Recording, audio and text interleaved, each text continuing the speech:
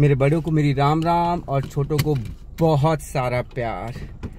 और आज वर्कआउट के बाद पहले तो मेरे ग्राउंड का नज़ारा देख लो फटाफट, क्योंकि मैं गाड़ी में निकल चुकी। ये देखो कितना प्यारा लग रहा है। आज ग्राउंड में बहुत कम लोग थे। यहाँ पे कल यूएसए का इंडिपेंडेंस डे है, तो कल की छुट्टी है, तो लोग जो है शायद से छुट्टियों के मोड में चले गए, इसलिए शायद से आज नहीं आए। तो वर्कआउट करने के बाद इतने सुनहरे मौसम में मेरा मन किया कि मैं आप लोगों से एक बात करूं, और बड़े काम की चीज़ है। देखिए, रिसेंट मैंने एक चीज़ एक्सपीरियंस करी और वही आप लोगों के साथ शेयर करूंगा। एंड मेरा विश्वास है कि आप सब ने भी अपनी ज़िंदगी में ये चीज़ कभी ना कभी ज़रूर एक्सपीरियंस करी होगी। तो वो क्या है, वो कुछ इस प्रकार है कि ज्योति क्योंकि इंडिया गई हुई है, तो अब घर भी मुझे मैनेज करना पड़ता है, चाहे वो सफाई है, चाहे वो खाना बनाना है। तो वो बहुत सारे रोने जो माँओं के होते हैं, है ना, वो रोने मैंने अपने अंदर देखे। फॉर एग्जाम्पल, एक माँओं का अक्सर रोना होता है कि ये बच्चे जो हैं ये कोई भी चीज़ संभाल के उसकी जगह नहीं रखते हैं, जहाँ पे यूज़ करेंगे वहीं छोड़ देंगे, पानी पिया ग्लास बेड के पास ही रख दिया, खाना खाया प्लेट वहीं छोड़ दी, है ना। माएँ अक्सर इस तरह की कंप्लेन करती हैं। तो मैंने वो कंप्लेन अभी ज्योति के जाने के बाद फील करी कि हाँ, वाकई में ये माँओं का ये कंसर्न कितना सच्चा होता है। क्योंकि यही प्रॉब्लम मैंने अभिमन्यु के साथ भी देखी, कोई भी चीज़ खाएगा वहाँ छोड़ देगा। तो मैंने उसको समझाने की कोशिश करी कि यार, कोई भी चीज़ जब आप यूज़ करते हो तो जैसे ही उसका यूज़ ख़त्म हुआ उसको वापस उसकी जगह रखो। तो मैंने उसको ऐसा समझाया, लेकिन कोई फ़र्क नहीं आया, वो चीज़ फिर भी ऐसी कैसी रही। तो फिर मैंने विचार किया कि कैसे समझाया जाए। देखो कितना प्यारा सनसेट है। फिर मैंने विचार किया कि किस तरह से समझाया जाए, और मुझे अपने दिन याद आए कि कैसे हमारे माँ बाप भी हमें समझाते थे और तब हमें भी ये बात समझ में नहीं आती थी, है ना। एक तरीका तो ये था कि धमका देता, कान पे लगाता, और कि अगर मुझे अगली बार ये नहीं मिला ना फिर देख लेना तू, है ना। एक तरीका ये था मेरे पास, लेकिन मैंने ये यूज़ नहीं किया, क्योंकि मेरे प्रोफेशन ने मुझे ये चीज़ सिखाई है कि अगर आपने बच्चे को धमकाया तो समझ लो वो जो काम आप उससे करवाना चाहते हो वो काम फिर नहीं होगा। तो इसलिए मैंने ये काम नहीं किया कि डांट करके या फिर धमका करके। तो मैंने सोचा कि कैसे समझाया जाए इसको। तो उसके बाद मुझे लगा कि क्यों ना इसको इस चीज़ के बेनिफिट बताए जाए। तो मैंने इसको इस चीज़ के बेनिफिट बताने की कोशिश करी कि देखो, अगर आप कोई जो चीज़ अगर आप उसको वहाँ रखोगे ना, तो आप हर समय अपने घर को ऑर्गेनाइज रख पाओगे। आपको अपने घर को ऑर्गेनाइज करने के लिए ना अलग से टाइम नहीं निकालना पड़ेगा, वो हर ऑर्गेनाइज्ड रहेगा। क्योंकि किसी भी चीज़ को इस्तेमाल किया, अगर वापस उसी की जगह रख दिया, तो आपको चीज़ों को उनकी जगह रखने के लिए अलग से टाइम नहीं निकालना पड़ेगा। तो मैंने इस तरह से समझाने की कोशिश करी कि चलो इसको ऐसा करने के क्या बेनिफिट होते हैं ये बताए जाएं।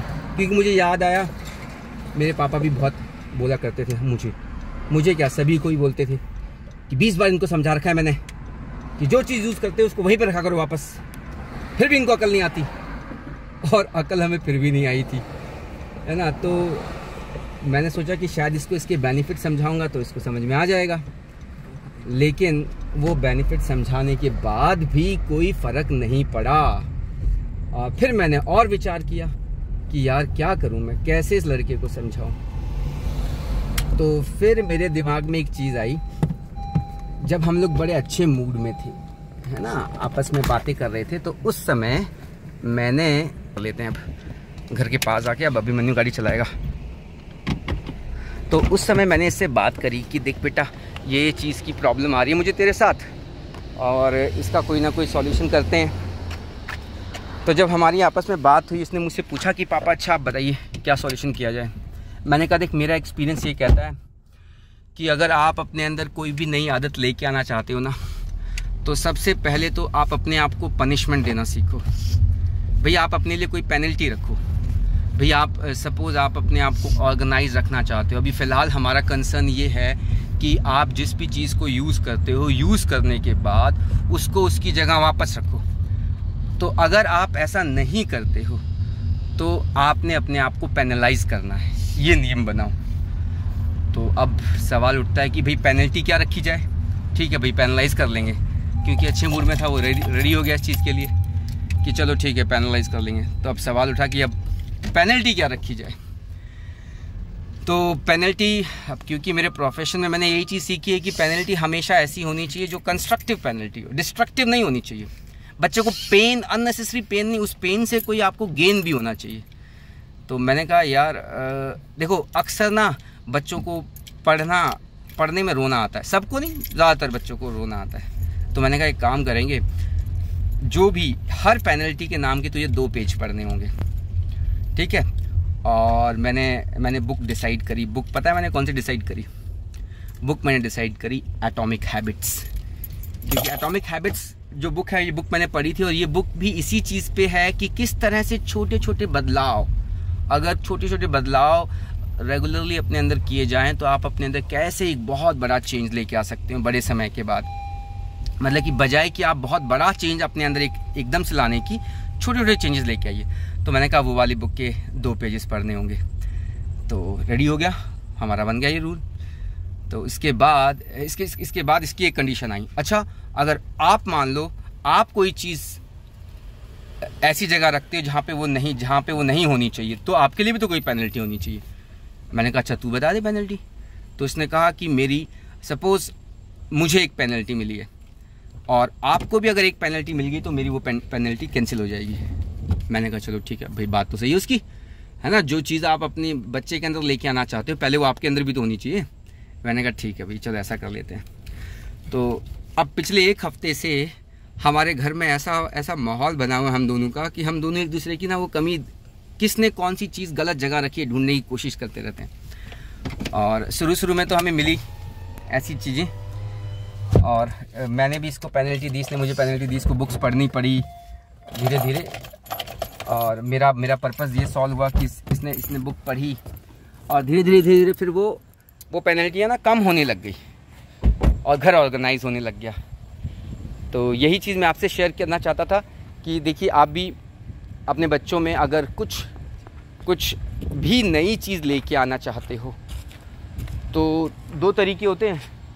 एक तो होता है कि हम लोग डांट करके धमका करके वो चीज़ लेके आएँ। देखिए, अगर डांट करके धमका करके डरा करके वो चीज़ लेके आएंगे ना, तो वो चीज़ उनकी पर्सनालिटी का हिस्सा कभी नहीं बनेगी।